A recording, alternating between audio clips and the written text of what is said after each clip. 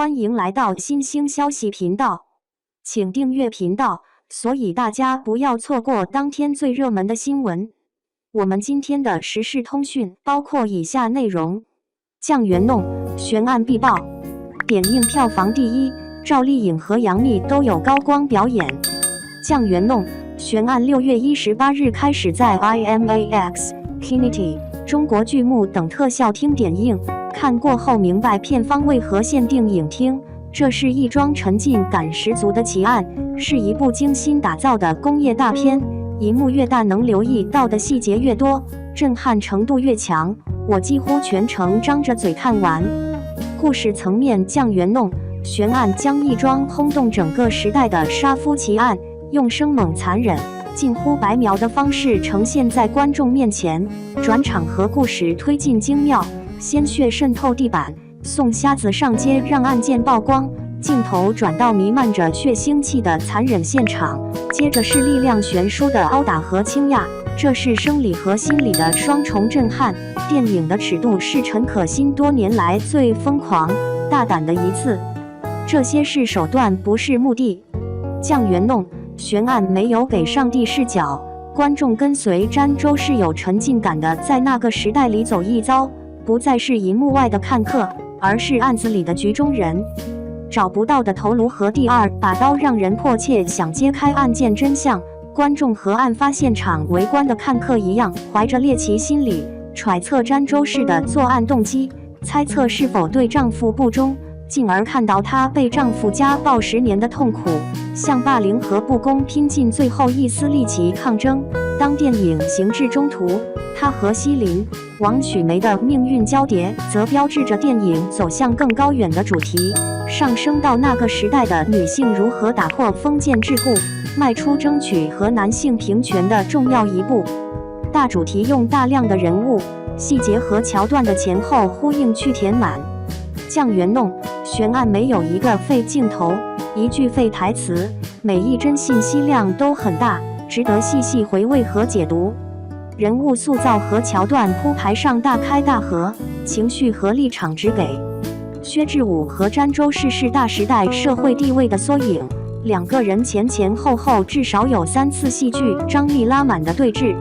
第一次被暴打之后，薛之武和大块头的交叉剪辑，在詹周氏的眼里，他们是无差别欺压霸凌自己的男人，抓住对方手抹嘴的眼神对峙是讨饶。第二次躲避野猪在楼梯上的对视，詹周氏的眼神变成了不妥协、不屈服。最后监狱内外的对视，两个人处境调转，在詹周氏身上看到了女性觉醒和活下来的希望。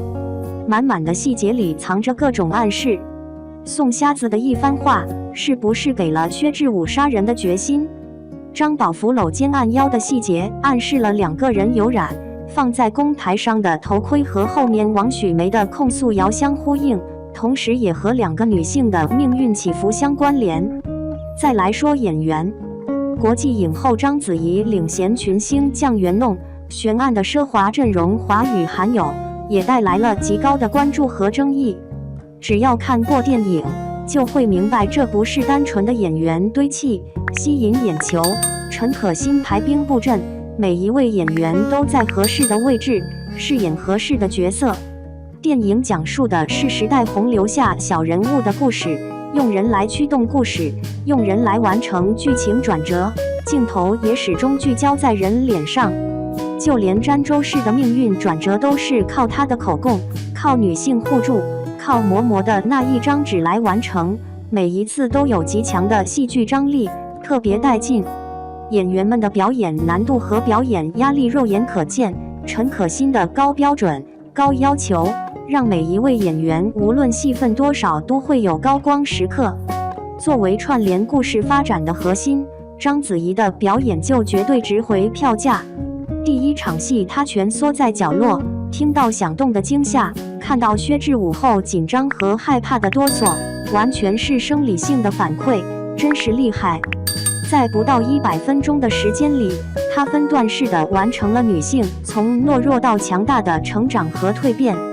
杨幂和赵丽颖也贡献了各自的高光时刻，他们的角色和詹周氏都是封建体制下不同女性的缩影，指向不同的出路。电影对女性的塑造我给满分，她们就像棱镜一样，折射出案内案外的众生相。杨幂最后的那场戏，绝望感仿佛溢出荧幕，她奏完了电影里另一曲女性的悲歌。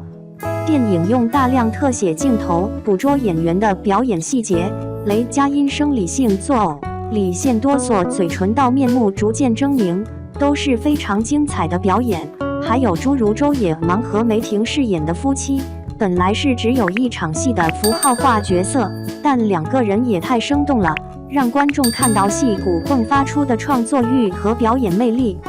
电影结尾的预告，第二部会有更多演员登场。两部电影以时间为轴，第二部将扩展至和案件相关的众生相，观众能看到更多精彩的表演。再来说制作，陈可辛把不是大片题材的酱园弄悬案拍出了大片质感，从美术设计、氛围营造，再到光影的发挥都用心打磨，极致呈现，和奢华的演员阵容相匹配，打造有别于战争特效题材的中国电影工业大片。影片的美术置景相当到位，开头凄冷的弦乐，阴暗逼仄的弄堂，杂乱压抑的电线和渗血的地板相得益彰，奠定了电影犯罪肃杀基调。电影看不到炫技的成分，民国质朴色调统一，特写画面质感很棒，有接近胶片的颗粒感，这是用 Impression 镜片雕琢出的复古气质。以及前文提到的精妙的转场剪辑，富有深意的镜头语言，都让酱园弄悬案成为头部电影大片。在有深度、值得回味的基础上，兼顾了商业性和故事性。最后再谈一下导演陈可辛。和几个爱电影的朋友聊天，大家一致认同，陈可辛是为数不多的作品不少但没有烂片的导演。除了过于风格化让一部分观众难以接受的武侠外，陈可辛的电影在豆瓣没有一部低于7分。看酱园弄悬案的过程中，我一直在感叹，陈可辛一直在创新，一直在求变，却鲜有败绩。